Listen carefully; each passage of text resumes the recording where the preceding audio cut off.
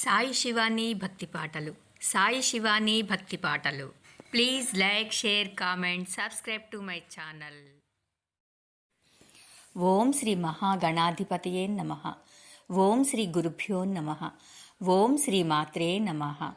దేవి భాగవతంలో చతుర్థ స్కంధంలో ఈరోజు నరనారాయణుల తపస్సు గురించి తెలుసుకుందాం. ధర్మ సంస్థితికి పూర్వజన్మ వాసన ప్రధాన కారణం. అది మలినమైతే ధర్మము మలినమవుతుంది. ఇక్కడ ఒక వృత్తాంతం చెబుతాను వినుమరి. పూర్వకాలంలో ధర్ముడు బ్రహ్మ మానసపుత్రుడై జన్మించాడు. సత్య సంపన్నుడై వేద ధర్మ నిరతుడై జీవిస్తున్నాడు. దక్ష ప్రజాపతి కూతుళ్లను 10 మందిని వివాహం చేసుకున్నాడు. గృహస్థాశ్రమాన్ని స్వీకరించాడు. వారికి హరి, కృష్ణుడు, నరుడు, నారాయణుడు అని 4 కుమారులు జన్మించారు. వీరిలో హరి, కృష్ణులిద్దరూ నిత్యం యోగాభ్యాస పరాయణులై కాలం గడుపుతున్నారు. నరనారాయణులు తపఃపరాయణులయ్యారు. హిమాలయాల్లో బదరికాశ్రమంలో తీవ్రంగా తపస్సు చేస్తున్నారు. 1000 ఏళ్లకు పైగా గడిచింది. తపస్సులలోకెల్లా అగ్రగణ్యులయ్యారు. వీరి తపస్సుల తీవ్రత ముల్లోకాలకు వ్యాపించింది. దేవేంద్రుడికి దడ పుట్టింది. ఎలా భగ్నం చెయ్యడమా అని చాలా రోజులు తీవ్రంగా ఆలోచించాడు. కట్టకడపటికి తానే రంగంలోకి దిగాడు. అతి దారుణమైన కామ, క్రోధ, లోభ, మోహాదులను వెంటబెట్టుకుని ఐరావతం ఎక్కి బదరికాశ్రమం చేరుకున్నాడు. ప్రత్యక్షమైన బ్రహ్మ విష్ణువుల్లాగా, అప్పుడే ఉదయించిన సూర్య బింబాల్లాగా తపస్తేజస్సుతో విరాజిల్లుతున్న నరనారాయణులను చూశాడు. ఏమిటి వీళ్ల పట్టుదల? తపస్సుతో ఏం చేద్దామనుకుంటున్నారు అని ఆలోచిస్తూ దగ్గరికి వెళ్ళాడు. మహానుభావులారా, ధర్మసుతులు కదా మీరు. చాలా తీవ్రంగా తపస్సు చేస్తున్నారు. ఏమిటి మీ ఉద్దేశ్యం? ఏమిటి మీ ఆకాంక్ష? ఉత్తమోత్తమమైన వరం ఇద్దామని వచ్చాను. ఇవ్వకూడనిదే అయినా ఇస్తాను. అంతగా సంతోషించాను మీ తపస్సుకి. కోరుకోండి అన్నాడు. నరనారాయణులు ఉలకలేదు, పలకలేదు. ఇంద్రుడు మళ్లీ మళ్లీ అదే ప్రకటించాడు. స్థిరచిత్తులై ధ్యానంలో మునిగిపోయిన ఆ జంట మునులలో చలనం లేదు. ఇంద్రుడికి రోషం వచ్చింది. మాయామోహినిని సృష్టించాడు. వారిపైకి ఉసిగొల్పాడు. ప్రయోజనం లేకపోయింది. సింహాలు, పులులు, తోడేళ్లను సృష్టించాడు. భయపెట్టాలని ప్రయత్నించాడు. ఫలితం లేకపోయింది. ఇక ఏమి చేయడానికి తోచలేదు. వరదానానికి లుబ్ధులు కాలేదు. సింహశార్దూలాలకి భీతులు కాలేదు. మాయామోహినికి మోహితులు కాలేదు. వీరి తపస్సుని భంగపరచడం ఎలాగ చెప్పమా అనుకుంటూ తిరిగి తన మందిరానికి వెళ్ళిపోయాడు. బాగా యోచన చేశాడు. జనమేజయ, ఆదిశక్తి సనాతని, సర్వలోకేశ్వరి, పరాప్రకృతి అయిన మహావిద్యను నిష్ఠతో ఉపాసించేవారిని ఎవ్వరూ ఏమీ చెయ్యలేరు. దేవాసురుల మాయలన్నీ ఆ మహామాయ ముందు ఓడిపోవలసిందే. చిన్నమాయలు పెదమాయను ఏం చేస్తాయి? మహామాయను ఉపాసించే వారికి ఎవ్వరూ ఏ విఘ్నాలు కల్పించలేరు. వాగ్బీజ, కామబీజ, మాయాబీజ మంత్రాలను జపించే వారిని ఎవ్వరూ బాధించలేరు. యన్మూల సకల మాయా దేవాసురకృతాః కిల తే కథం బాధితుం శక్తా ధ్యాయంతి గత కల్మషాః. అయినా దేవేంద్రుడు మోహితుడై మరొక ప్రయత్నం చేశాడు. మన్మథుణ్ణి, వసంతుణ్ణి పిలిపించాడు. రతీదేవితో, అప్సరసలతో బదరికాశ్రమానికి వెళ్ళి నరనారాయణులను కామాతురులను చెయ్యండి అని ఆజ్ఞాపించాడు. సుగంధ పరిమళాలతో, పూల బాణాలతో, వంపు సొంపుల వయ్యారాలతో వారి మనస్సులను సమ్మోహితం చేసి లొంగదీయండి. ఇది దేవకార్యం. మన్మథ, ఈ ప్రపంచంలో దేవ, దానవ, మానవ జాతులలో నీ బాణాల తాకిడికి లొంగిరానివాడు ఎవడు? నీ శక్తి అమోఘం. బ్రహ్మ, విష్ణు, మహేశ్వరులే కాదు, నీ అందానికి సాటి వచ్చే చంద్రుడు కూడా నీకు, నీ పూల బాణాలకు ఓడిపోయినవాడే. ఇక ఈ నరనారాయణులు ఒక లెక్క.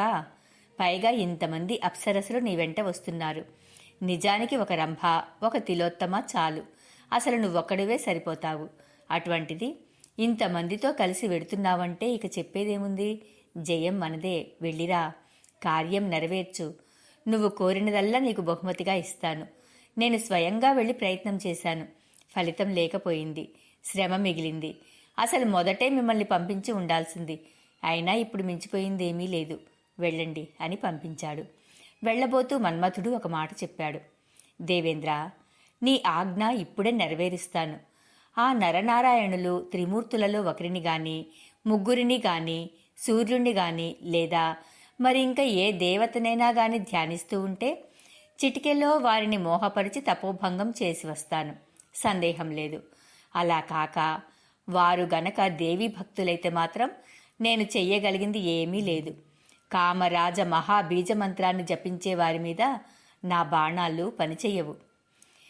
దేవీ భక్తం వశీకర్తుం వాహం శక్తః కథంచన కామరాజం మహాబీజం చింతయంతం మనస్యలం. మన్మథుడు ఇలా చెప్పినా దేవేంద్రుడు వినిపించుకోలేదు. వెళ్ళమని తరిమాడు. ఇది దుస్సాధ్యమైన కార్యం, నువ్వే సాధించాలి, నాకు హితం చేయాలి అని పంపించాడు. సరే అని మన్మథుడు బయలుదేరాడు. అప్సరసలకు గర్వభంగం. జనమేజయ, ముందుగా వసంతుడు బదరికాశ్రమంలోకి ప్రవేశించాడు. ఒక్కసారిగా పచ్చదనం వెల్లి విరిసింది. కొమ్మ కొమ్మ, రెమ్మ రెమ్మ చిగురించింది, పుష్పించింది. తుమ్మెదలు గుంపులు గుంపులుగా ఆడుతూ పాడుతూ ఎగురుతున్నాయి. తరువు తరువున చిగురు గుబురులు కోకిలలై యుగళ గీతికలు ఆలపిస్తున్నాయి. పుష్పించిన లతలు అందుబాటులో ఉన్న తరువులను పెనవేసుకుంటున్నాయి. బభూవుః కోకిలాలాపా వృక్షాగ్రేషు మనోహరాః వల్యోసి పుష్పితాః సర్వా ఆలిలింగుర్న గోత్తమాన్. ఆశ్రమంలో ప్రతి జీవి వయస్సుతో నిమిత్తం లేకుండా రాగరంజితమయ్యింది. తన సహచరిని కౌగిలించుకుంది. అది ఏదో తెలియని మత్తు ఆవరించి క్రీడాసక్తమయ్యింది. పరిమళవాయు వీచికలు దక్షిణ దిశ నుంచి వీతెంచి తనువులను పులకింపజేశాయి. మునీశ్వరులకు సైతం ఇంద్రియాలు అదుపు తప్పి ఉద్రేకాలు ఉరకలు వేశాయి. రతీ మన్మథులు రంగప్రవేశం చేశారు. 5 బాణాలను ఒకేసారి ఎక్కుపెట్టి గురిచూసి కొడుతూ విచ్చలవిడిగా ఆశ్రమమంతటా కలియదిరిగారు. అంతలోకి రంభ, తిలోత్తమాద్ అప్సరసలు వచ్చారు. బృందాలు బృందాలుగా చెట్ల నీడల్లో కూర్చుని స్వరతాన సమన్వితంగా మధుర గీతాలను ఆలపించారు. వీరి గీతాలు, కోకిలల కలకూజితాలు, తుమ్మెదల ఝంకారాలు బదరికాశ్రమమంతా మారుమ్రోగింది. నరనారాయణులకు ధ్యాననిష్ట చెదిరింది. చూపులను క్రమంగా బయటకు మళ్లించారు. ఎటు చూసినా వసంత శోభ. అకాలంలో ఏమిటి ఈ వింత? ప్రాణకోట అంతా మన్మథ వివసమై కనబడుతోంది. ఋతుధర్మంలో క్రమంలో ఈ విపర్యాసం ఎలా వచ్చింది అని నరుడు నారాయణుడిని అడిగాడు. ఆశ్చర్యంతో విప్పారిన కన్నులతో ప్రకృతిని తిలకిస్తున్న నారాయణుడు బదులు పలికాడు. సోదరా, చెట్లు చూశావా? నిలువునా పుష్పించాయి. కోకిలాలాపాలను, భ్రమర నాదాలను వినిపిస్తున్నాయి. శిశిరం అనే భీత మాతంగాన్ని, భయపడిన ఏనుగుని మోదుగ పువ్వుల వాడిగోళ్లతో చీల్చి చెండాడి వసంతకేసరి ఆశ్రమంలోకి ప్రవేశించింది. అంటే సింహం. శిశిరం భీతమాతంగం ధారయన్ స్వఖరైర్నఖైః వసంతకేసరీ ప్రాప్తః పలాశకుసుమైర్మునే. బ్రహ్మన్, మన బదరికాశ్రమంలోకి వసంతలక్ష్మి వచ్చిందయ్యా.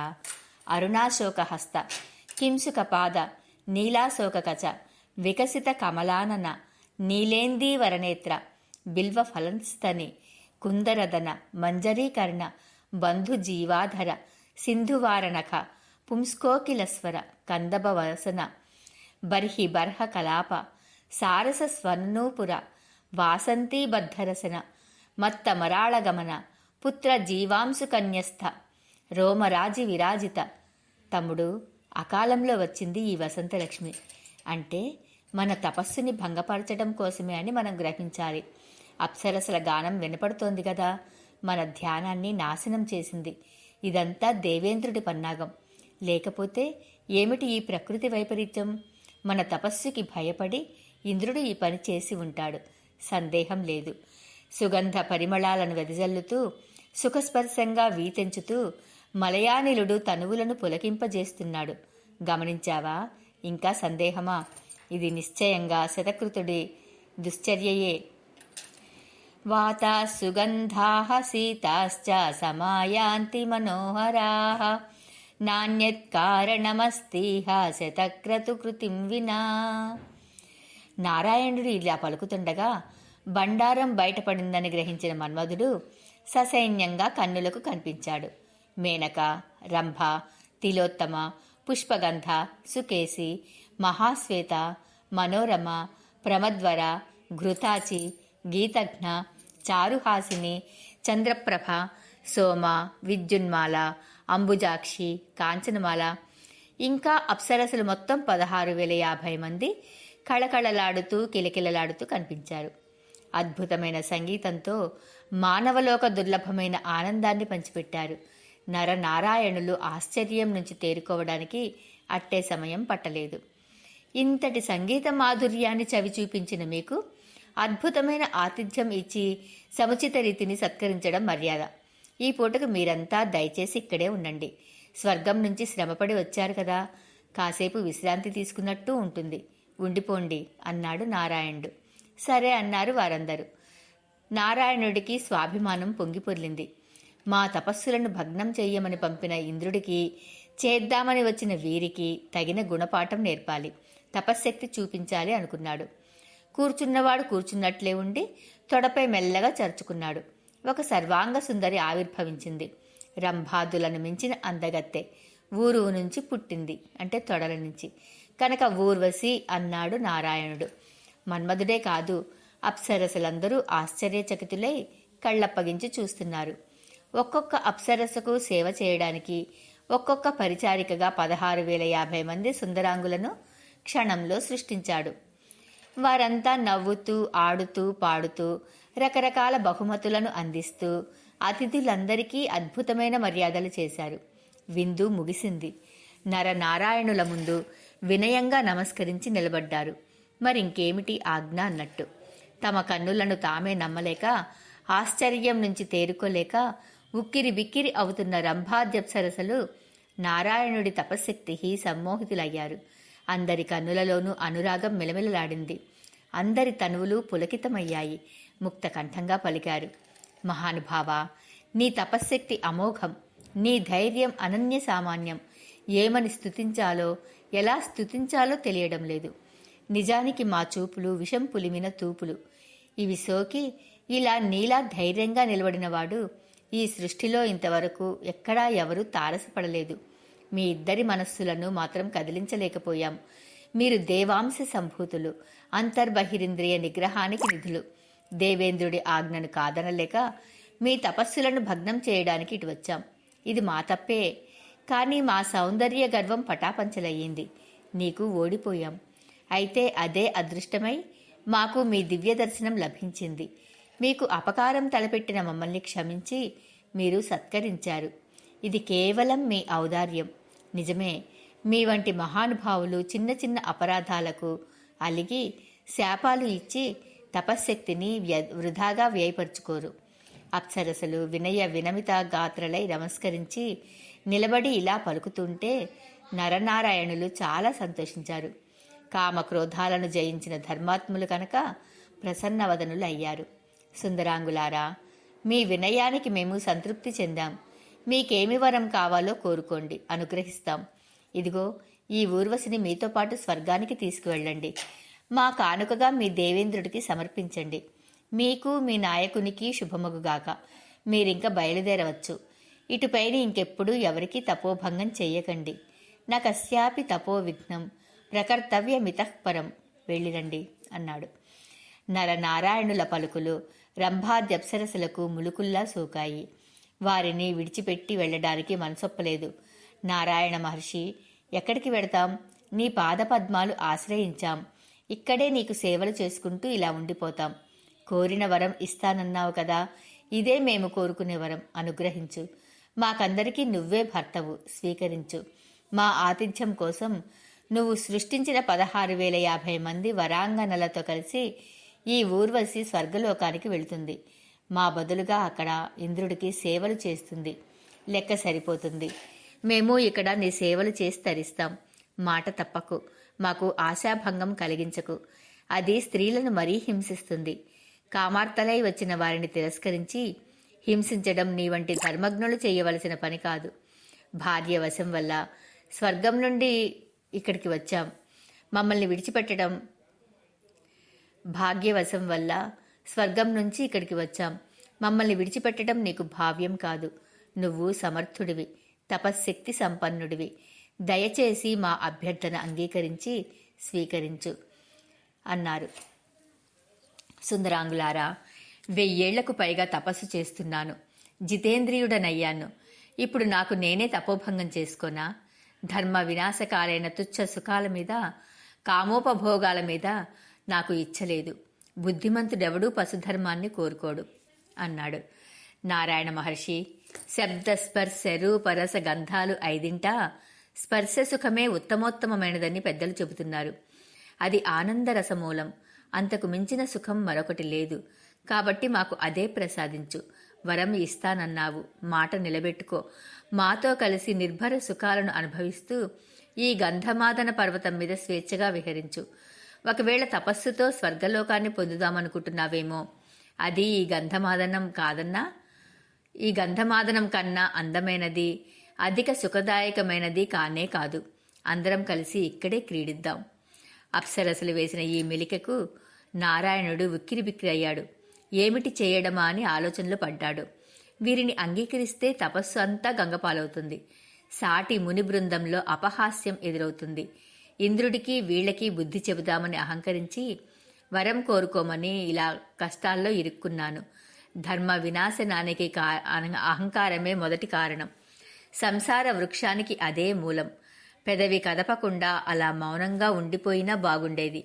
పాడి ఆడి అలసిపోయి వీళ్ల దారిన వీళ్లు వెళ్ళిపోయిండేవారు. బోలెడు తపస్సు వ్యయపరిచి వరాంగనలను సృష్టించాను, ఊర్వశిని సృష్టించాను, విందు జరిపించాను. ఇప్పుడు ఇదిగో ఇలా ఇరుక్కున్నాను. వీళ్లంతా కామార్తలై నన్ను పెళ్లాడమంటున్నారు. హతవిధి, సాలెపురుగులా నా వలలో నేనే చిక్కుకున్నాను. ఊర్ణనాభిరినాదయాహం జాలేన స్వకృతేన వై బద్ధోస్మి సుదృఢే నాత్ర కిం కర్తవ్యమితః పరం. ఎలాగోలా వీరిని వదిలించుకోవాలి. తిరస్కరిస్తే అలిగి శపిస్తారు. పైగా మాట తప్పిన వాడనవుతాను. పోనీ క్రోధం వహిద్దామా అంటే అది కామం కంటే ప్రమాదకరం, లోభం కంటే దారుణం. లోభం వల్ల హింస జరుగుతుంది. అది సర్వ ప్రాణికోటిని దుఃఖపెడుతుంది. క్రుద్ధుడు అవడమంటే నరకారామంలో దిగుడుబావి తవ్వుకోవడం, అంటే నరకంలోని ఉద్యానవనంలో దిగుడుబావి తవ్వుకోవడం. కొమ్మల రాపిడితో పుట్టిన అగ్ని ముందుగా ఆ కొమ్మలను, ఆ చెట్టును దహించి వేసినట్టుగా క్రోధం మునుముందుగా క్రుద్ధుడినే నాశనం చేస్తుంది. ఈ చిక్కు నుంచి ఎలా బయటపడాలో తెలియక దీనుడై లోపల మల్లగుల్లాలు పడుతున్న అన్నగారి మానసిక పరిస్థితిని గ్రహించాడు నరుడు. మెల్లగా ఆలోచనలో పాలు పంచుకున్నాడు. అగ్రజ, నారాయణ, శాంత స్వభావుడివై ఆలోచించు. అహంకారం విడిచిపెట్టు. పూర్వం ఒకప్పుడు అహంకారం కారణంగానే మనం చాలా తపస్సును నష్టపోయాం. ప్రహ్లాదుడితో ఘోర సంగ్రామం జరిగింది కూడా. ఒకసారి గుర్తు తెచ్చుకో. అప్పుడు ఎంతగా దుఃఖించామో ఇంత తొందరగా మర్చిపోతే ఎలా? అందుచేత క్రోధం జోలికి పోవద్దు. శాంత చిత్తుడవై వీరికి సమాధానం చెప్పు. తపస్సులకు అన్నింటికీ శాంత స్వభావమే మూలమని మునీశ్వరులందరూ చెబుతున్నమాట. శాంతత్వం తపసో మూలం మునిభిః పరికీర్తితం. జనమేజయ, నరుడు ఇలా ఉపదేశించేసరికి నారాయణుడు తేరుకున్నాడు. క్రోధం జోలికి పోకూడదంటే పోకూడదు అని నిశ్చయించుకున్నాడు. అహంకారం సృష్టి బీజం. ఇక్కడ వ్యాసుడి ప్రసంగ ప్రవాహానికి జనమేజయుడు మళ్లీ అడ్డుకట్ట వేశాడు. ప్రహ్లాదుడితో వీరికి యుద్ధం జరిగిందా? ఎప్పుడు జరిగింది? ఎందుకు జరిగింది? ముందుగా ఆ కథ చెప్పు. చాలా కుతూహలంగా ఉంది. నరనారాయణులు మహాతపస్సులు, శాంతచిత్తులు. ప్రహ్లాదుడేమో అతి ధర్మాత్ముడు, విష్ణుభక్తుడు, మహాజ్ఞాని. వీరికి పరస్పర శత్రుత్వం ఎలా ఏర్పడింది? క్రోధమే వైర కారణమైతే ఇక జపాలేమిటి, తపాలేమిటి? శ్రమయేవ హి కేవలం. అహంకార సముద్భవమైన క్రోధాన్ని వారే జయించలేకపోతే ఇక మాబోల్టోళ్ల మాట చెప్పేదేమిటి? అహంకార బీజం లేనిదే క్రోధము లేదు, మాత్సర్యమూ లేదు. అహంకారం అంకురించిందంటే 1,000 సంవత్సరాలు చేసిన తపస్సులన్నీ నిష్ఫలం. సూర్యుడు ఉదయిస్తే చీకటి నిలవనట్టే. అహంకారం అంకురిస్తే పుణ్యం నిలవదు. అవును కదా. అసలు నాకు తెలియక అడుగుతున్నాను మహర్షి, ఈ ముల్లోకాలలోనూ ఏ కాలంలోనైనా అహంకారాన్ని జయించినవాడు ఒక్కడంటే ఒకడు మచ్చుకైనా ఉన్నాడంటావా? పోనీ భవిష్యత్తులో ఉంటాడంటావా? ఇనుప సంకెళ్లను తెంపుకోవచ్చు, కొయ్య గుదిబండలను వదిలించుకోవచ్చు, అహంకార బంధనాన్ని మాత్రం ఎవడూ విడిపించుకోలేడు. ముచ్యతే లోగ నిగడైర్బద్ధః కాష్టమయైస్తత అహంకార నిబద్ధస్తు న కదాచిత్ విముచ్యతే. స్థావర జంగమాత్మకమైన ఈ జగత్తు అంతా అహంకారావృతమే. బ్రహ్మజ్ఞాని కూడా మలమూత్ర పరిదూషితమైన ఈ సంసారంలో పరిభ్రమిస్తున్నాడంటే అహంకారమే కారణం అంటున్న మీమాంసకుల సిద్ధాంతం నిజమే అనిపిస్తోంది. సత్యకాలం నాటి మహాత్ములు ప్రహ్లాద నరనారాయణులే అహంకార కామ క్రోధాతులకు లొంగిపోయారంటే ఈ కలికాలంలో నా వంటి సామాన్యుల సంగతి వేరే చెప్పాలా మహాన్భావ. మహాంతోపి సదా యుక్తాః కామక్రోధాదిభిర్మువే మాదృశానాం కళావస్మిన్ కా కథాముని సత్తమా.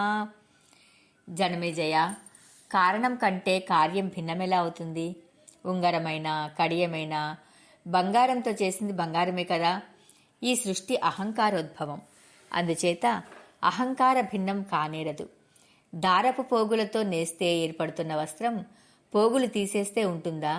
సత్వరజస్తమో రూపమై మాయాగుణాలు మూడింటితోనూ నిర్మించబడినది ఈ స్థావర జంగమాత్మకమైన విశ్వం. అందుకని బ్రహ్మ మొదలుకొని తృణస్తంభ పర్యంతము ఎక్కడ వెతికినా ఇవే కనబడతాయి. త్రిమూర్తులకే దిక్కులేదు. వారు అహంకార మోహితులే. వశిష్ఠ నారదాది మహాజ్ఞానులున్నారు. వారు ఈ అగాధమైన సంసారంలో పడి పరిభ్రమిస్తూనే ఉన్నారు. సందేహం ఎందుకు?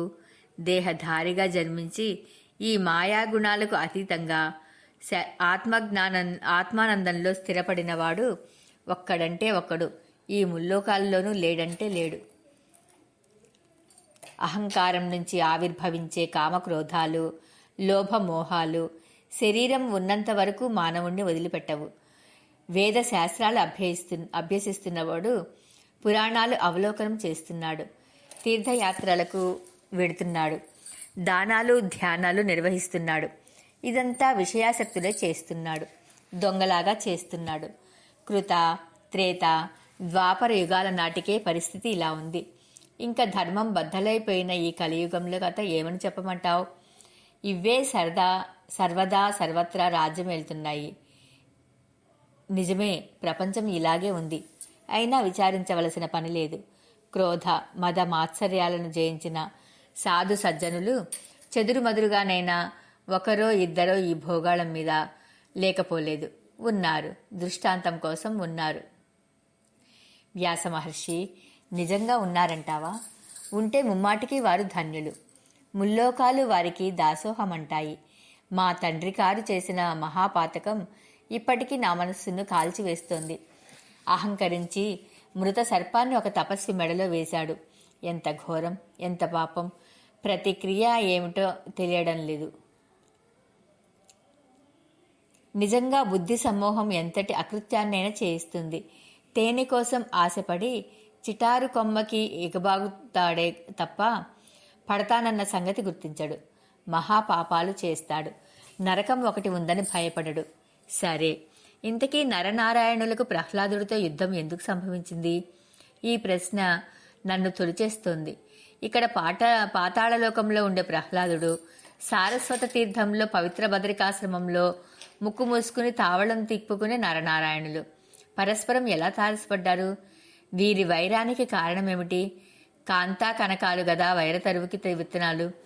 ముగ్గురు ఈషణారహితులే, ధర్మాత్ములే, జ్ఞానులే. వీరికి యుద్ధమేమిటి? చాలా వింతగా ఉంది. ఈ ఉత్కంఠను తట్టుకోలేను. వెంటనే తెర తొలగించు మహర్షి, ఛేదించు అన్నాడు. వైరం భవతి నిత్తార్థం విత్తార్థం దారార్థం వా పరస్పరం ఈషణారహితౌ కస్మాత్ చక్రతుః ప్రధవం మహత్.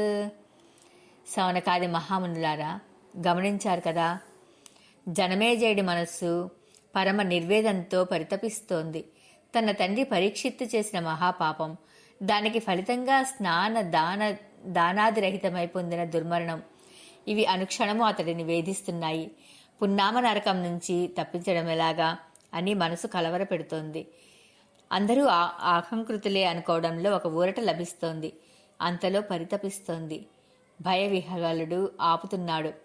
ఆ చిత్త సంక్షోభం నుంచి విడమరగా కోరి కోరి పుణ్యకథాశ్రవణం చేస్తున్నాడు. వ్యాసుడు అందుకే వినిపిస్తున్నాడు. అనంతర కథ ఎలా నడిచిందంటే రేపటి రోజున తెలుసుకుందామండి. ప్రహ్లాద చ్యవన సంవాదం గురించి. ఓం శ్రీ మాత్రే నమః.